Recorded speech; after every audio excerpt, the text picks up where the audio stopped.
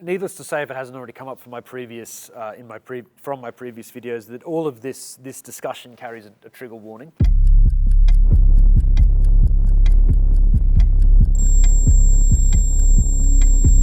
Because it is engaged, as I said, the topic ostensibly is subjective violence. Of course, the focus of my research is on the objective violence that undergirds that subjective violence, but it's bad stuff. It's hard to hear, it's hard to read. The Armies I mentioned earlier is the book that broke Evelio Rosero for international audiences. And it hews quite closely towards what we would call a story, what you could call a story of Colombian violence. It's got all of the kind of telltale signs of political violence in Colombia that have made their way into film and TV now for 20, 30 more years. You just have to look, for example, at the last 5 films that Colombia, the state cultural department has put forward for the Oscars, Colombian films that they put forward for Best International Foreign Film. All of them have in some way or another been related to political violence, to the political violence in Colombia. And this book is very much about that. The eponymous armies, groups of soldiers who we never work out whether they're, for good reason, whether they're paramilitary death squads, whether they're the actual Colombian army or guerillas fighting each other. It's just into people fighting each other, and it's the story of the death and kidnapping of many of the residents of San Jose, where the story is a small town in the Colombian highlands where the Armies is set. And its narrator is Ishmael, who's a very old ex-school teacher who's familiar with everyone in the town from his role as a school teacher, and the residents of the town call him Professor as a kind of a cute nickname. Now, the first gunshot, the first obvious, what Zizek would call obvious signal of subjective violence doesn't ring out until almost halfway through the book. The entire first half of the book is, I would call it an obvious parody of magical realism as established by Garcia Marquez in 100 Years of Solitude. So what it's doing is ticking off all, what Rosero is doing quite consciously is ticking all of the boxes that Northern audiences are familiar with from this is a book, to think or to comfort themselves that this is indeed a book from Colombia. It's got all of the kind of metonyms of exoticism. You've got cats high up in almond trees, laughing macaws, a healer up in the mountains who kind of repairs Ishmael's knee in exchange for with a gourd of ostensibly magic potion in exchange for a chicken. It's got all of these kinds of the kind of local color that one anticipates from a magical realist story in the kind of vein of 100 Years of Solitude or that movie Encanto. It's got all of those things, and then it kind of seamlessly transitions into ticking all of the boxes that one associates with Colombian violence. And that segue, that shift from a Colombia that is exceptionally magical, or a Colombian other that is surrounded by whimsy and magic and exoticism, seamlessly becomes the Colombia that is surrounded by violence, political upheaval, and where life is cheap and nothing is sacred. To the point where almost every object that Rosero introduces, which directly correlates to an object from 100 Years of Solitude, gets decimated or is rediscovered in the second half of the book by Ishmael as a bloody pulp. The macaws, he finds them dead and stiff, floating in an emptied pool. The cats that were high up in the almond trees, so that with which he has a kind of he claims to have a kind of a kinetic or mental connection. They can read each other's minds, which is similar, of course, to the almond trees that line Macondo in 100 Years of Solitude. He finds them obliterated by a stray mortar shell. The pulp of the almond trees mixes with the blood and guts of the unfortunate cat.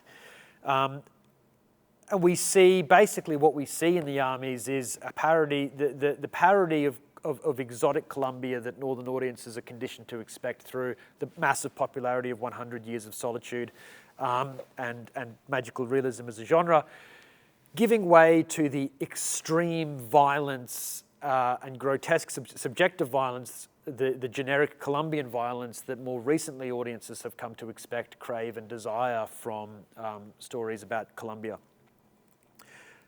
But the book is undergird or cut through with Ishmael's voyeurism. Ishmael is, for want of a better term, a dirty old pervert, as so many of the narratives I look at are. The book starts with him in his absolutely, this majestic, resplendent garden, up a ladder. He says, I'm on up a ladder picking oranges, tossing them into a big palm leaf basket. Now and again I sensed the 3 cats behind me watching from high up in the almond trees. What were they telling me? I have no idea. My wife feeds fish in the pond. The macaws laugh from in nearby trees. He says, this is how it was. The Brazilian's wife, the slender Geraldina, sought out the heat on her terrace, completely naked, lying face down on the red floral quilt. So what we then reveal, or we then discover, is that Ishmael every day is up against his fence, up the ladder against his fence, under the guise of picking oranges. He's ogling his beautiful neighbor Geraldina as she sunbathes naked.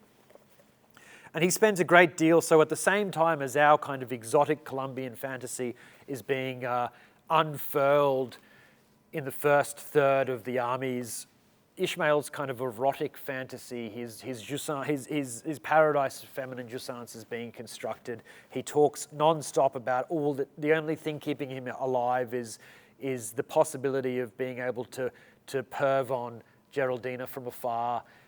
His husband Geraldina's husband says, I don't mind you doing this, Ishmael, but you're an old man. Be careful that you don't have a heart attack. He consoles himself that what he's doing is harmless. He's an old man. He doesn't know any better. But the objective violence of his voyeurism starts to cascade into subjective violence, and his voyeurism, the way that his objective violence directly relates to subjective violence, is writ large at the very end of the Armies, and it's a horrible ending. It's exceedingly difficult to read, but it's a moment when all of those barriers between Ishmael and the object of his desire, Geraldina, are destroyed by the violence that befalls San Jose. A artillery shell destroys the wall that he used to lean on to ogle Geraldina from a distance. It's destroyed along with all of the objects of exotic desire that we as readers are clinging to. And he basically sets out through the breach in the wall, and he discovers Geraldina's fate. But what's more, he realizes the kind of desire that he has always harbored for Geraldina is manifesting in what is a scene of rape and murder. He says, just make sure I get it there. He's moving through the remains of Geraldina's garden. He's crossed the threshold of his garden now that the wall between them has been destroyed. An unexpected. We don't need to read that. So he's walking through. He's looking for Geraldina, and he says he hopes to find her alive. He says, there was the pool. I looked into it as into a pit.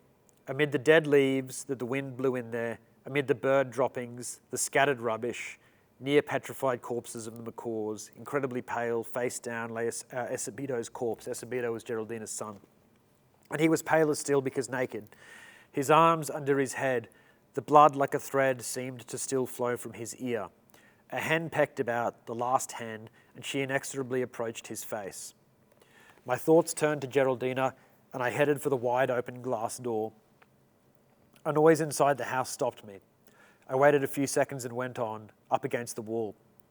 Through the living room window, I caught a glimpse of the profile of several men, all standing still, contemplating something with exaggerated attention, more than absorbed.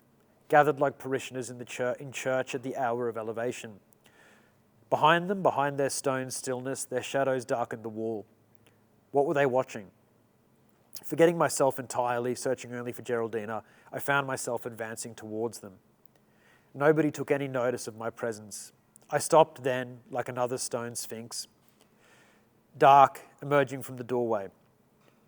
Between the arms of a wicker rocking chair was, fully opened, exhausted, Geraldina naked, her head lolling from side to side, and on top of her, one of the men embracing her, one of the men delving into Geraldina. One of the men was raping her. It still took me a while to realize it was Geraldina's corpse. It was her corpse exposed before these men who waited. Why do you not join them, Ishmael? I listened to myself demean myself. Or why do you not explain to them how to rape a corpse? Or how to love?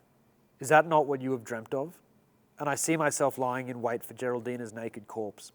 The nakedness of the corpse that still glows, imitating perfectly what could be Geraldina's passionate embrace. These men, I thought, of whom I only saw the profiles of their deranged faces, these men must be waiting their turn. Ishmael, are you too waiting for a turn? I have just asked myself that before the corpse, while hearing her sound of a manipulated, inanimate doll. Geraldina possessed again, while the man is only a ferocious gesture, half naked. Why do you not go and tell him? Not like that. Why do you not go yourself and tell him how? Okay, one of the men shouts, lengthening his voice strangely. Leave it. And another, let's go. The 3 or 4 left do not respond. They are each an island, a drooling profile.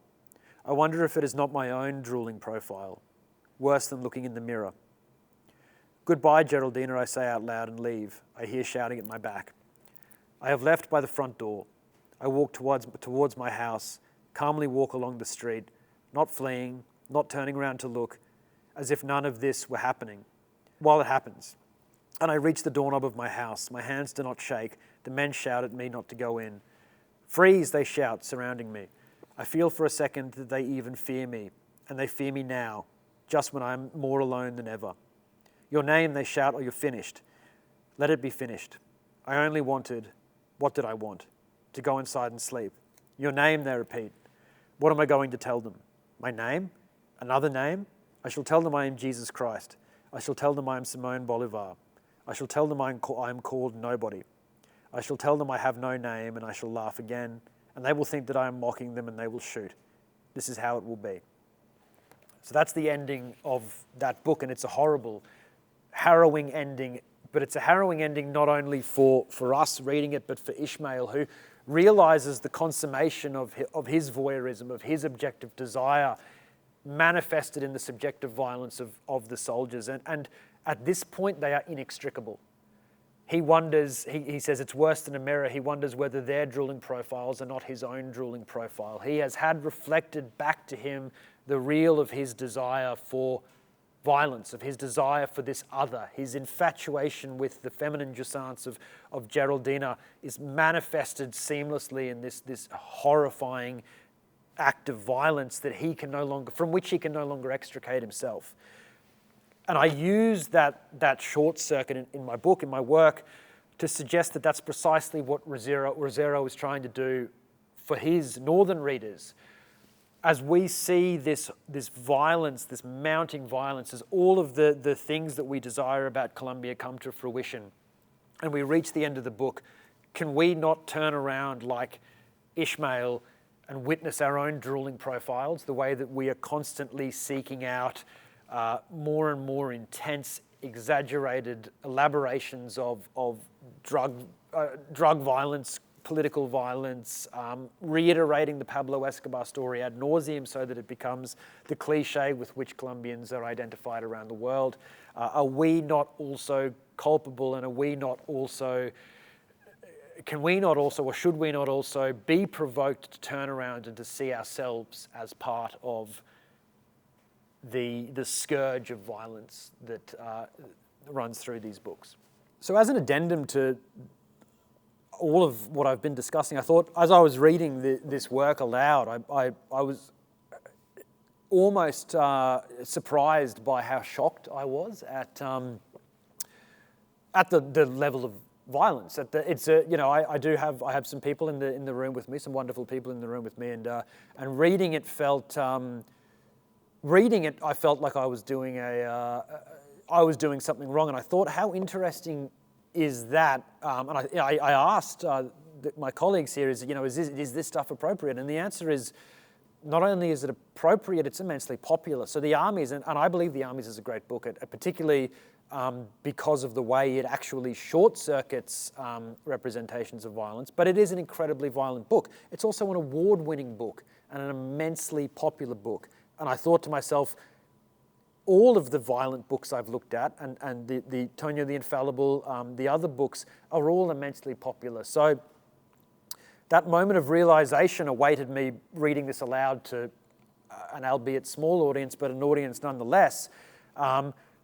I guess I felt a little bit like Ishmael in that last scene, and maybe there's something to be said for, you read the horrible stuff that when you read the horrible stuff that we consume aloud, you second guess yourself. Why are we doing this? And why is it that I'm enjoying this in my private time? And that's kind of what my research wants to get to the bottom of. So I wanted to point that out. You know, there is nothing. On the one hand, I'm happy to go on the record and say I fervently believe that there is nothing good about violence. It is destructive. It is deleterious. It almost always preys upon the weak or weaknesses within systems. But there is something good about violence, clearly, because people gravitate towards it. It's marketable. And there's something has to be made of, if not done, about that contradiction.